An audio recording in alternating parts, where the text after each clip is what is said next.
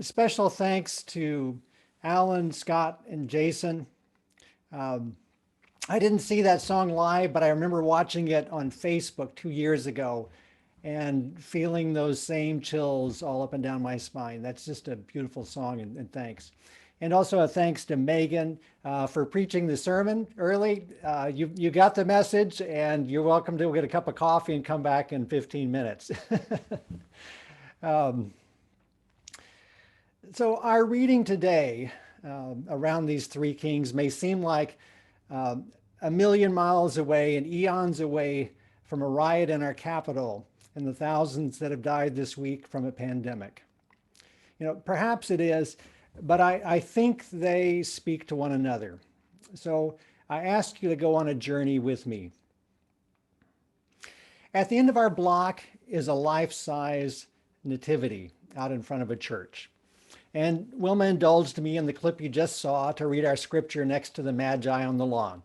So a few weeks ago, our dog Wilbur was surprised at their sudden appearance. These fiberglass people with camel and nearby cows, sheep, shepherds, mother, and father staring into an empty box.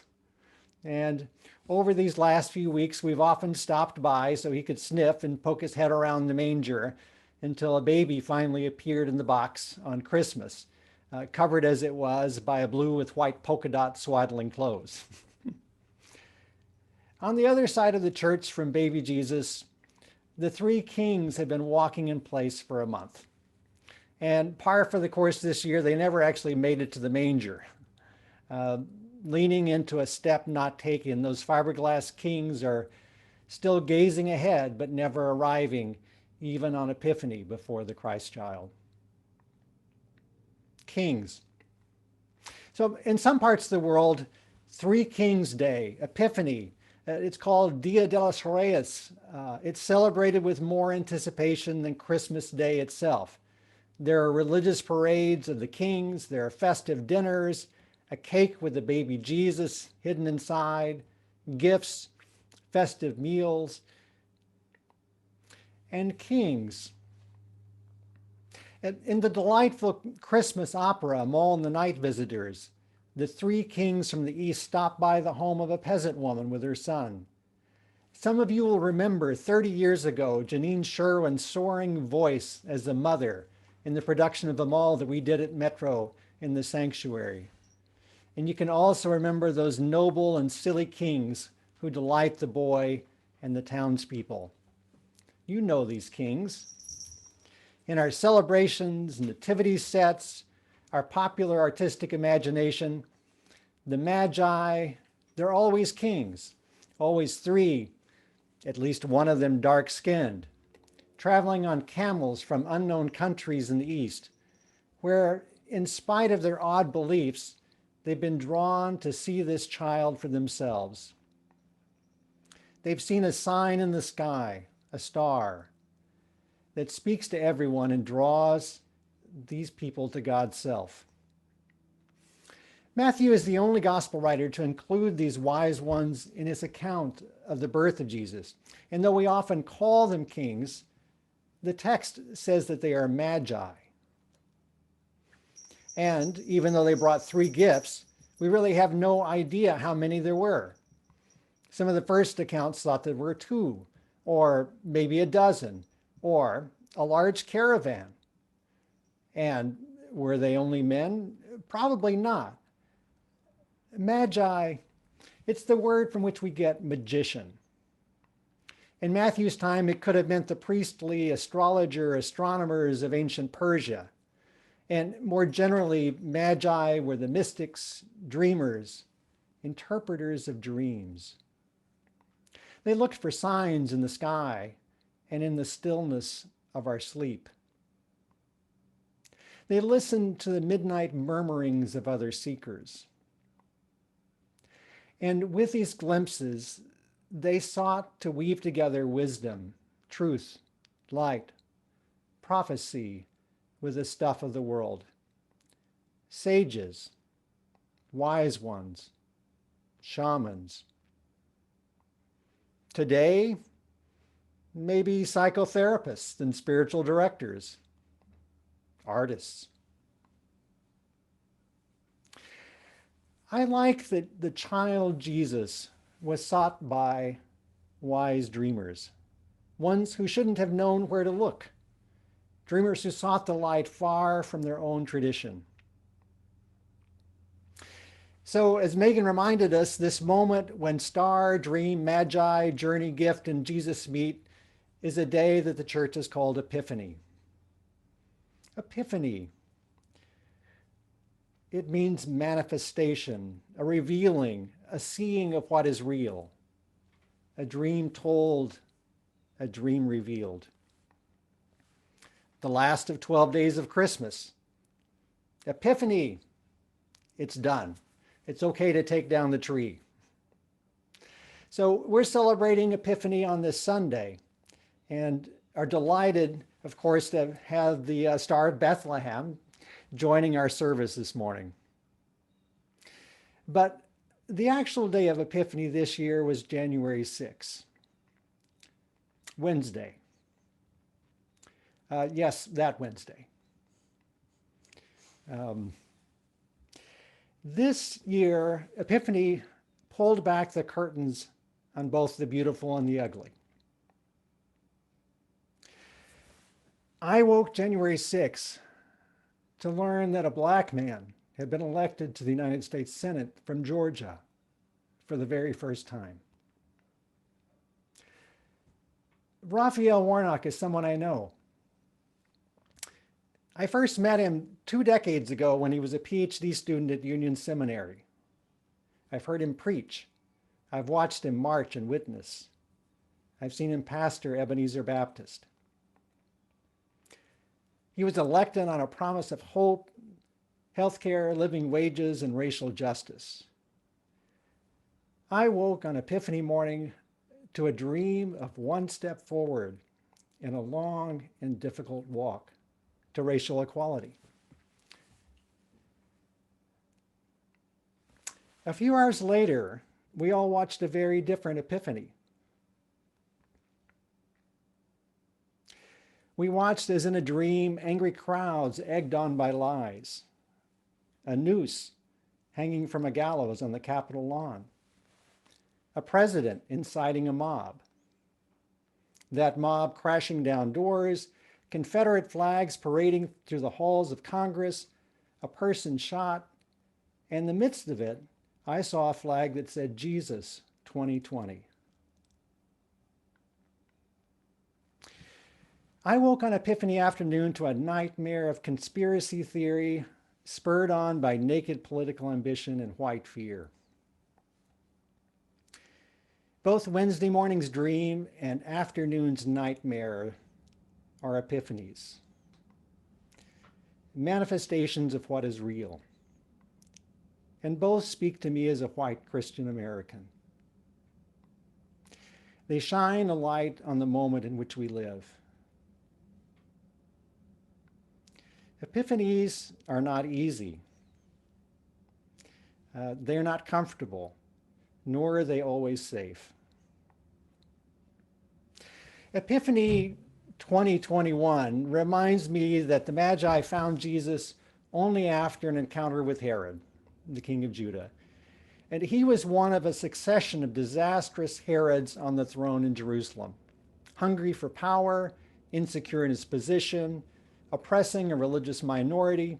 He hears the news of that coming king is a threat, and he wants to hang on to power at any cost. Does this sound familiar? Our Hallmark version of the three gentle, wise kings carefully crops out the horrors of this story. So let me try telling it again, maybe as we might hear it today.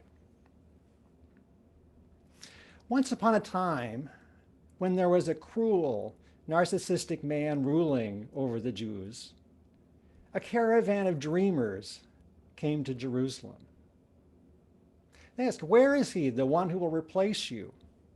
We've seen his star rising and come to praise him." But when the tyrant heard this, he was afraid. Could a child take his place? So he called together the pastors and the aides and the lawyers to find out how this could be. And they told him of a rumor on Twitter that the child would be born in Bethlehem. He demanded that the dreamers come back and tell them where to find the child.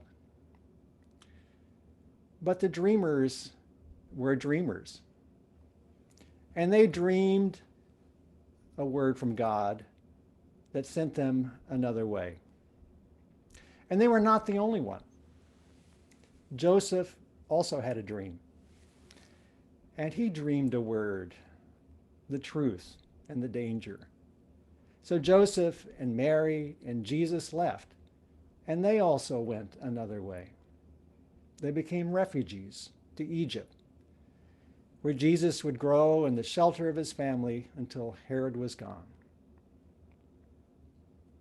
They were dreamers, these magi, Joseph and Mary, but they're not the only ones.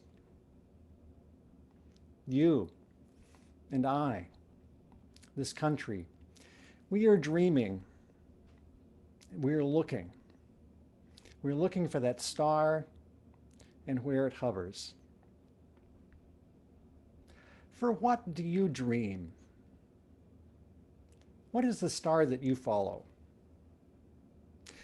I'd love for you to jump back into the chat box now and help me out. I ask you to think for a moment, what is that dream that you follow? Take a couple of moments and add a word or phrase into the chat that tells us what is your dream. What is your dream?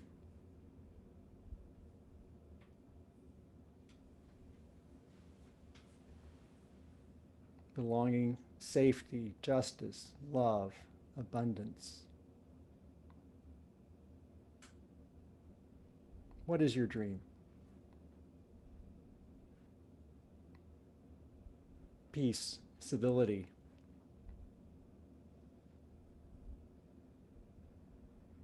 Legacy.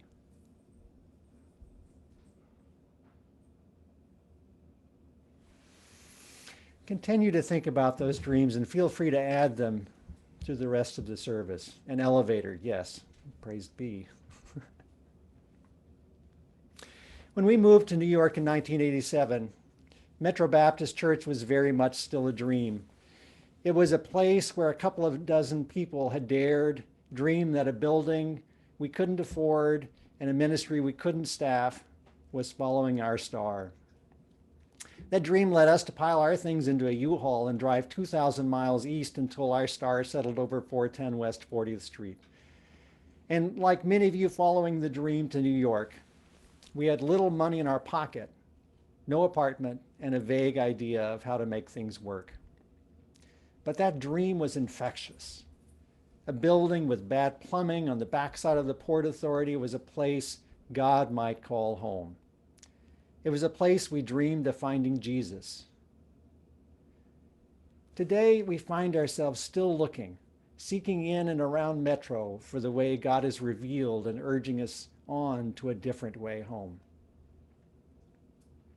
In another week, we celebrate and remember another dreamer, Dr. Martin Luther King Jr., who better than anyone I know gave voice to a dream.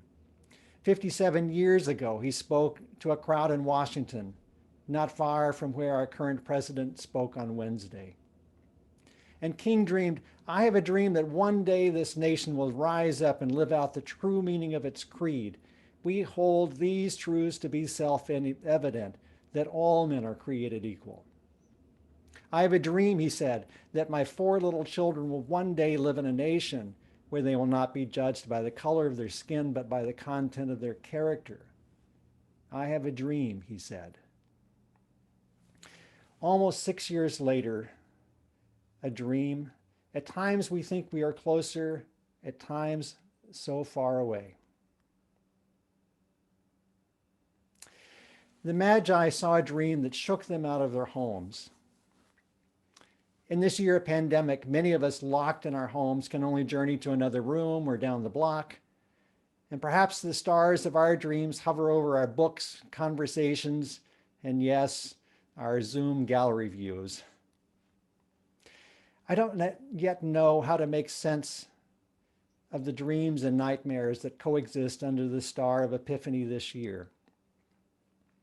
What I do know is that God calls us to step into the moment with courage and light, to listen for the Spirit in a moment that demands meeting and finding Jesus in the unlikeliest of places, to know that we cannot always go back by the familiar paths, to look for a star hovering over Metro Baptist, the Capitol, and our laptops,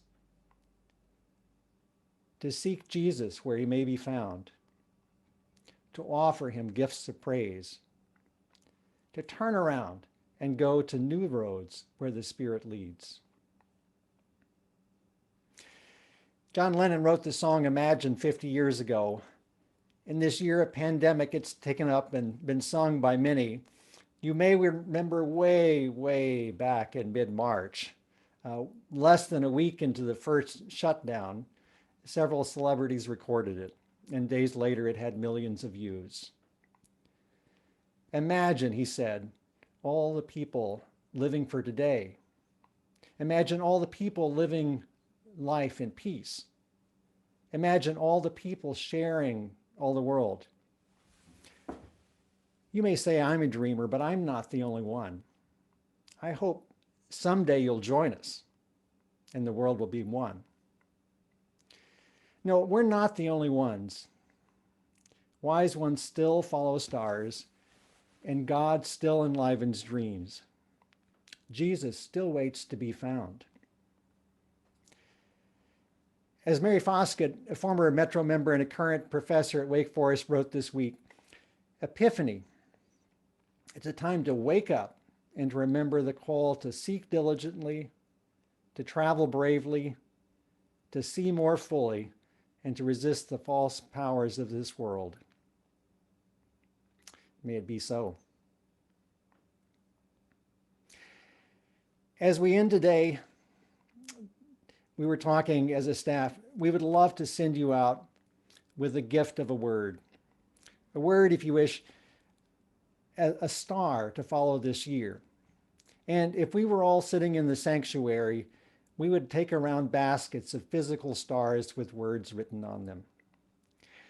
This year, we can't walk around amidst you with a basket, so we're going to give you a word virtually. And at the end of the benediction, we'll just ask you to look in the chat for a link. And when you click on that link, you'll be taken to a wheel. Click on the wheel, and the wheel will give you a word. We invite you, if you wish, to take that word as a star from us to you for this year. But first, let's take a moment to look for light and think about those pictures that you've taken this week and walk in the light together.